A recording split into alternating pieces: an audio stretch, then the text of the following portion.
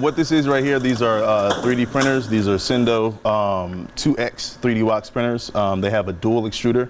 A dual extruder means that they have basically two nozzles that can apply two different colors of PLA filament. That's how we get the two colors in the mask.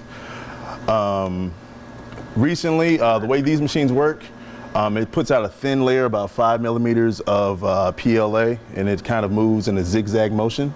And as it's moving, it creates these interlocking lattice structures that eventually form a 3D pattern. So that's basically what we're doing with these right here, and they take about 11 hours to print.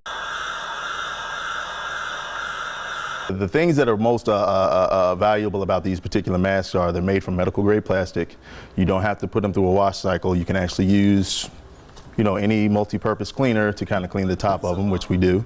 And that makes it a little bit easier for reusable purposes. But the kicker is they're completely breathable, and they also have a filtration system built inside the mask. When the pandemic and everything happened, one of the things that I noticed was they mentioned that there was a large shortage in the N95 masks, which was a bad thing. Also, I was doing some online research, and I saw that even though that there was a shortage for those masks, the N95 masks had to a certain degree been proven not to be completely useful. Like there was a cough test that they did that kind of showed that, air and water particles can still go through. So what I realized was, okay, air and water particles can't necessarily permeate.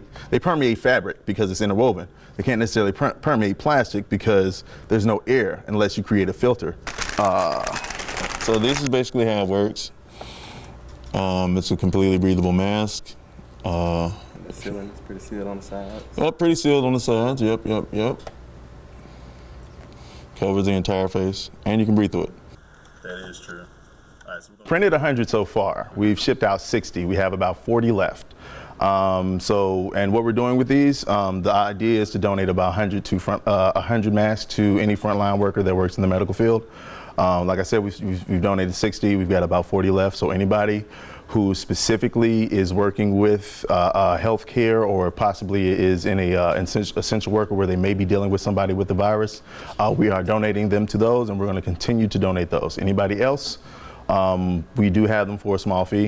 What you would do is email me at obsidiancomics 2016@gmail.com. That would read obsidiancomics2016@gmail.com. Just leave respiratory mask in the subject line and send us your address and everything with your request, and we'll try to facilitate you as soon as possible.